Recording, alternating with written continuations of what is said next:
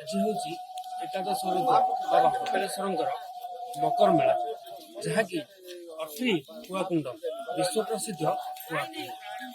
ଭଗବାନ ଆଉ ଭକ୍ତଙ୍କର ଅପୂର୍ବ ମିଳନ। ଏ ଜାଗାରେ ଗୁଆ ଖୋଜା ହୁଏ, ଗୁଆଟେ ଯିଏ ପାଏ ତାର ସନ୍ତାନ ପ୍ରାପ୍ତି ହୁଏ।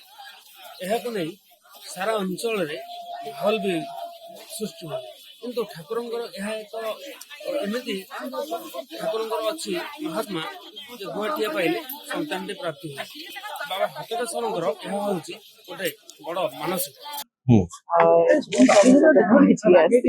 ତ ଆମର ବି ମାନେ ପୁଅ ପାଇଁ ବୋଲି ଆମେ ଆସିବୁ ମାନସିକ ଫୁଲରେ ଇଏ କରିଥିଲୁ। ମୋର ମାନେ ବି ମିଳିଲା, ତ ଏଟା ମାନେ ବିଶ୍ୱାସ ସେଟା ରଖିବା କଥା କି ଆଉ ଆମେ ବି ହୋପଲେସ୍ ହେଇକି ରହିଥାଉଛୁ ନା, ତ ମାନେ ମେଡିସିନ ମାନେ ସାଇଣ୍ଟିଫିକ ଇଏରେ ୱାର୍ଡରେ ଆମେ ମାନୁଛୁ କି ସବୁ ଜିନିଷ ଆମେ ଲଜିକାଲି ଦେଖୁଛୁ, କିନ୍ତୁ ତା ସହିତ ଗୋଟେ ମାନେ ସ୍ପିରିଚୁଆଲ ବି ଗୋଟେ ରହୁଛି ହେଲା। ତ ଡେଫିନେଟଲି ମାନେ ବହୁତ ମାନେ ଇମୋସନାଲ ବି ଲାଗୁଛି। ବିଶ୍ୱାସ କଣ ରହିଛି ଠାକୁରଙ୍କ ଉପରେ? ବିଶ୍ୱାସ ଏଟା ରହିଛି କି ମାନେ ଯାହା ମାଗିଛୁ ମନରୁ ଯୋଉଟା ଆସିଛି ସେଟା ପୁରା ହବ ବୋଲି ଆଶା। ଜରୁରୀ ନାହିଁ କି କୁହା ହଉଛି କି ବର୍ଷ ଭିତରେ ଯୋଉଟା ହବ କି କଣ ହବ, ସେଇଟା ଆମେ ତ ମାନେ କଣ୍ଡିସନ କରିପାରିବାନି ନା ଭଗବାନଙ୍କ ସହିତ କି ହଁ ମତେ ବର୍ଷ ଭିତରେ ଯଦି ହେଲାନି ତ ଭଗବାନ ନାହାନ୍ତି ନା। ସେଟା ଲିଟରାଲି ଆମ ନିଜର ମାନେ ଭିତରୁ ଆସିବ, ସେ ମାନେ ବିଶ୍ୱାସ ଟା ଅଛି କି ହବ, ଆଜି ନହେଲେ କାଲି ବି ହଉ ହବ।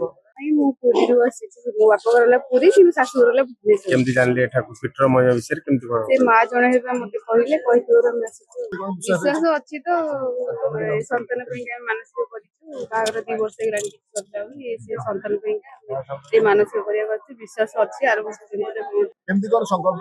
ଏଠି ତ ଗୁଆ ଚାଉଳ ନଡିଆ ଦେଇକି ସଂକଳ୍ପ କଲେ, ଆଉ ବର୍ଷକୁ ପାଇଲେ ତ ଭାଇନା ଆମଠୁ ନେଲେ ପୂଜା ପୂଜି କରିବା ଅପେକ୍ଷା ଦେଲେ। ଆମେ ଯାଚିକି ଯାଇଛୁ, ଯଦି ଆର ବର୍ଷ ଫଳ ମିଳିବ ତାହେଲେ ଆମେ ଭଗବାନଙ୍କୁ ଯାଉଟେ ଦବୁ ଆଉ।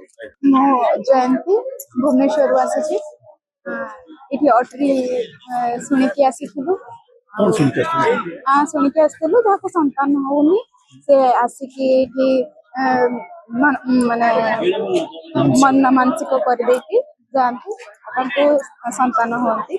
ସେଇଥିପାଇଁ ଆସିଥିଲୁ। ଖୋର୍ଦ୍ଧାରୁ ଜାଗେଶ୍ୱର ପ୍ରଧାନଙ୍କ ରିପୋର୍ଟ।